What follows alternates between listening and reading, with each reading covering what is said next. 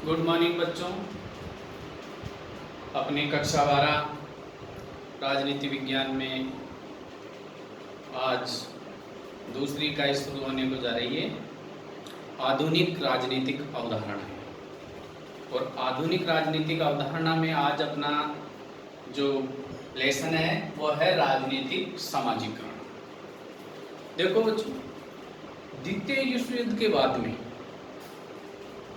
जो एशिया के, अफ्रीका के, लैटिन अमेरिका के जो राष्ट्र स्वतंत्र हुए, तो उन राष्ट्रों में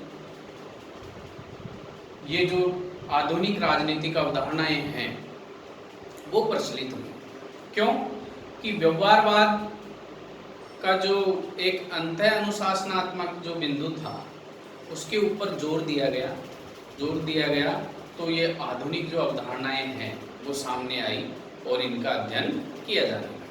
तो आज जैसे राजनीतिक समाजीकरण, राजनीतिक सहभागिता, राजनीतिक संस्कृति, ये राजनीतिक की जो आधुनिक अवधारणाएं वो हैं।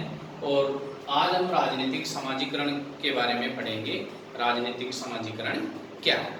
तो देखो बच्चों, अपने पास दो शब्द हैं, एक राजनीतिक और एक सामाजिक। तो राजनीतिक समाजीकरण पूरा पढ़ने से पहले हमें समाजीकरण के बारे में समझना है।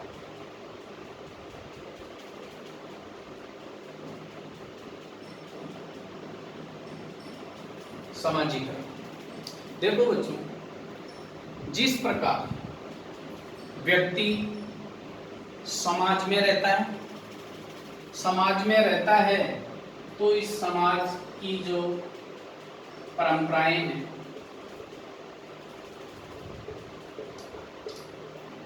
रीति रिवाज है,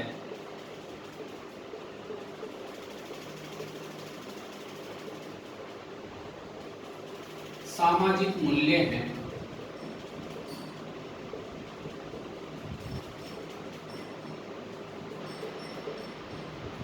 संस्कृति है,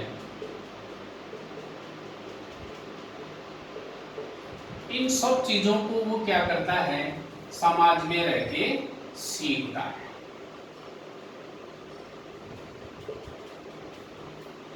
समाज में रह के इन चीजों को वो सीखता है। तो समाज उसको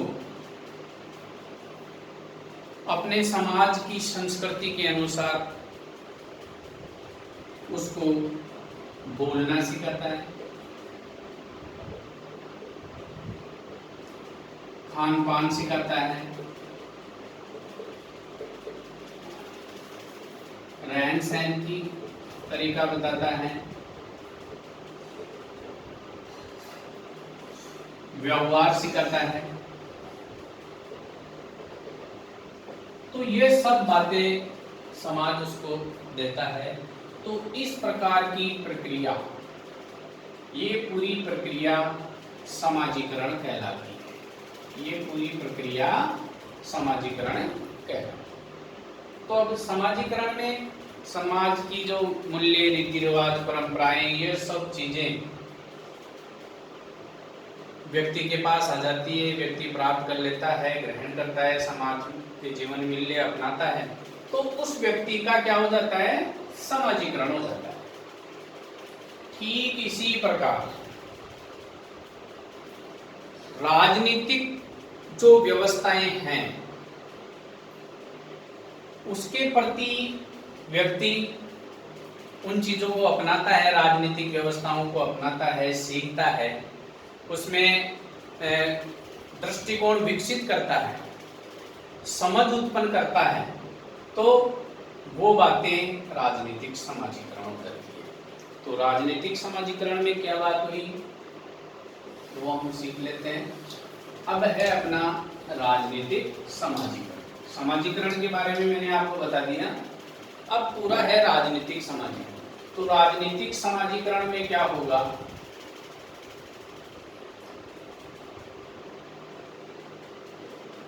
इसमें व्यक्ति में राजनीतिक समझ उत्पन्न हुई।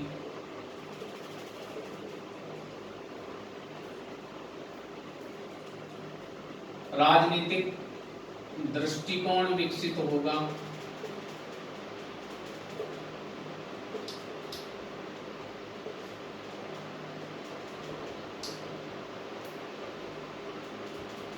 तो ये चीजें, यह पूरी प्रक्रिया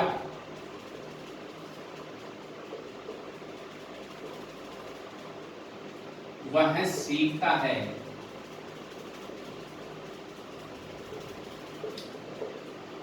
तो ये प्रक्रिया क्या कहलाएगी? राजनीतिक सामाजिक। दूसरे शब्दों में हम कह सकते हैं कि राजनीतिक प्रक्रिया, राजनीतिक समाजीकरण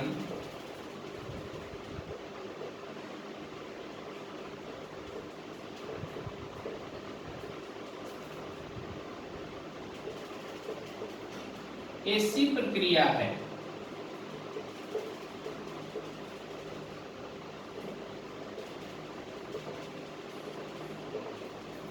जिसमें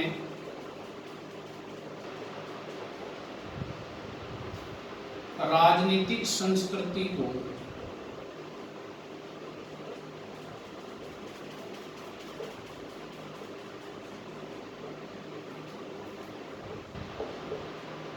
एक पीढ़ी से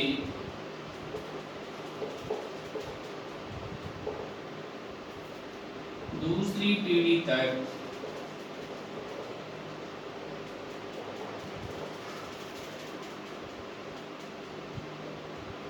हस्तांतरित करने का साधन है।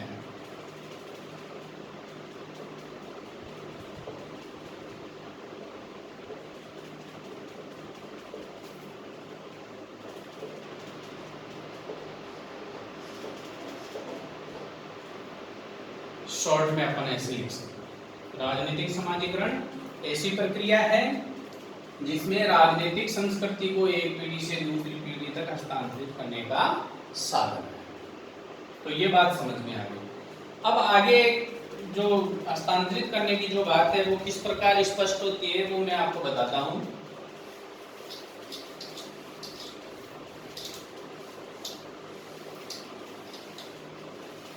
जैसे अपना भारत देश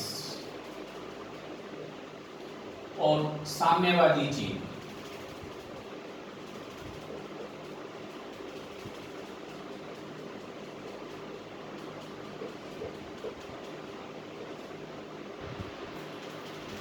अब भारत देश की जो बात है, किस चीज को ये, किस व्यवस्था को अपनाता है, किस चीज में महत्व देता है, वो है आदर्श लोकतंत्र एवं स्वतंत्र समाज।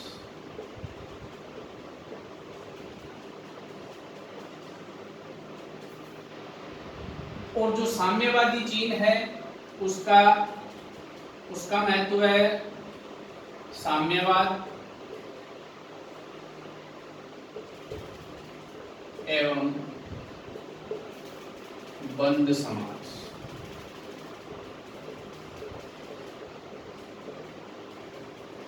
ये दो बातें। अब भारत के नागरिकों को जो एक पीढ़ी से दूसरी पीढ़ी में जो हस्तांतरित होती है राजनीतिक प्रक्रिया, उसमें क्या होगा? इसके नागरिकों को आदर्श लोकतंत्र एवं स्वतंत्र समाज के प्रति निष्ठावान बनाने की शिक्षा दी जाती है या निष्ठावान बनाया जाता है।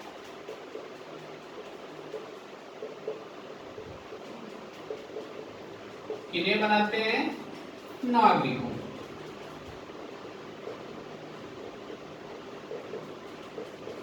और साम्यवादी चीन में साम्यवाद है, बंद समाज है, तो इसके नागरिकों को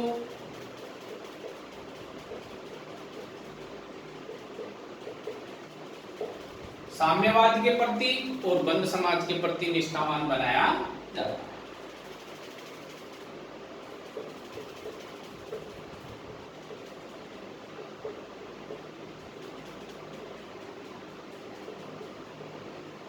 तो जिस प्रकार की राजनीतिक संस्कृति होगी, व्यवस्था होगी, वहाँ के नागरिकों को उसी प्रकार की व्यवस्था से या उस प्रकार की प्रक्रिया से आगे बढ़ाया जाता है, एक पीढ़ी से दूसरी पीढ़ी को बताया जाता है।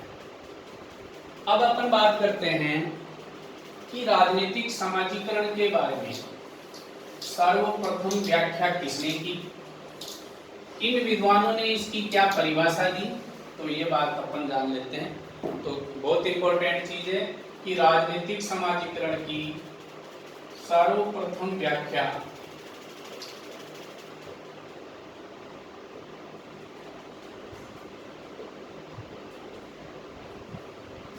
विद्वान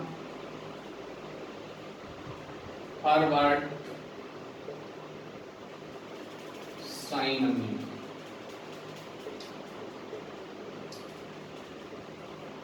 राजनीतिक समाजीकरण की सर्वप्रथम व्याख्या हर्बर्ट साइमन ने की और इन्होंने एक पुस्तक लिखी, वो है पॉलिटिकल सोशलाइजेशन।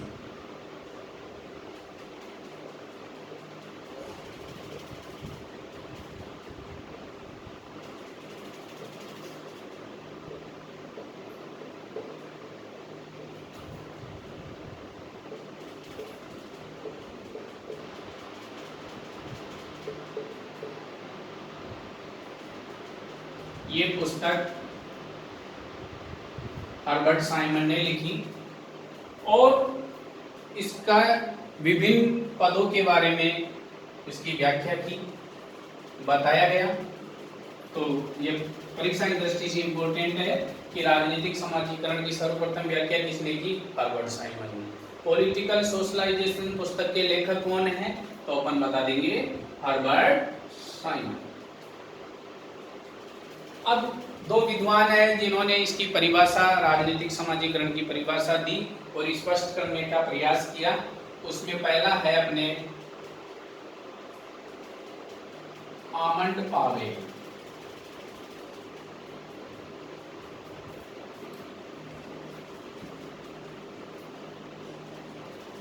आमंड पावेल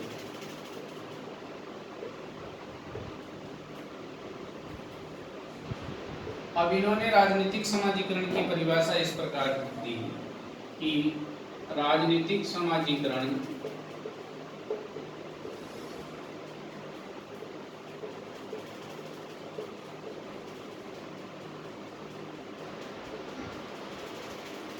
एक ऐसी प्रक्रिया है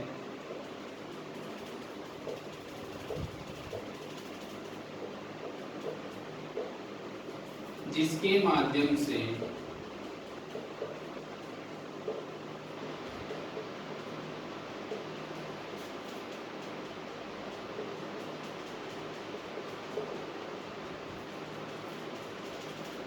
ऐसी प्रक्रिया है जिसके माध्यम से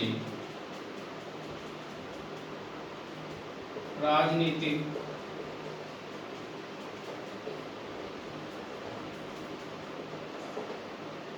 संस्कृति में प्रवेश कराया जाता है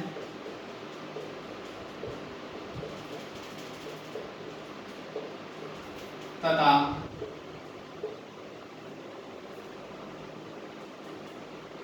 उनके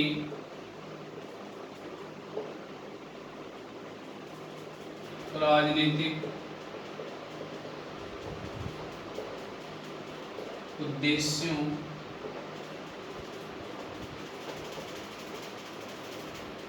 के प्रति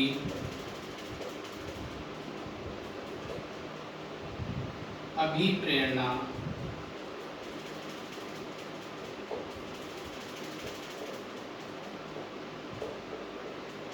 बनाया जाता है।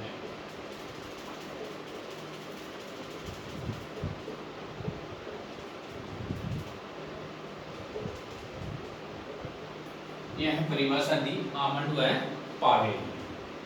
अब इसके बाद में एक परिभाषा दी है कावान्याद्नि।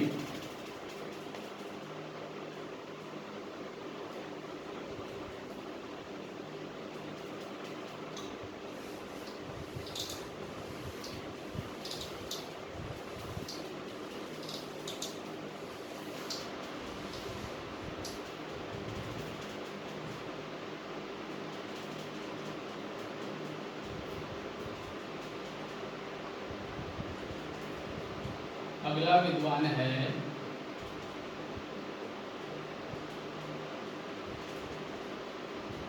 कावानाद, और इन्होंने परिभाषा दी राजनीतिक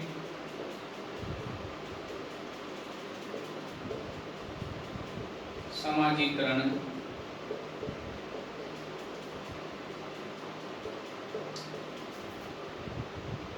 ऐसा शब्द है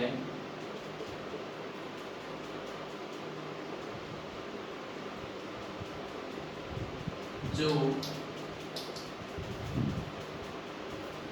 उस प्रक्रिया का वर्णन करता है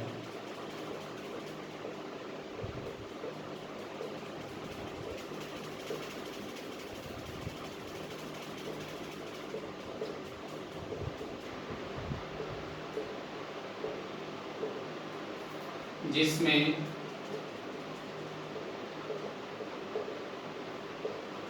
व्यक्ति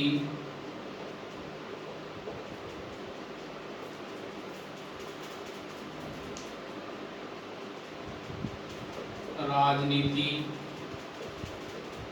से संबंधित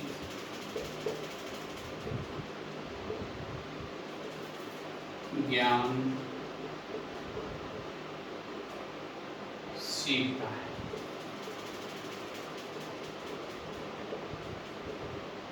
या प्राप्त करता है। ये कावानाद ने परिभाषा दी। तो इस प्रकार आज हम जाने कि राजनीतिक समाजीकरण क्या है। पहले समाजीकरण के बारे में समझे, फिर राजनीतिक समाजीकरण के बारे में समझे। तो इस प्रकार इसकी परिभाषा, इसकी सर्वप्रथम व्याख्या किसने की और इसकी जो चर्चित पुस्तक है वो किसने लिखी, इन बातों को हमने समझा। अब आज इतना ही। जय हिंद, जय भारत।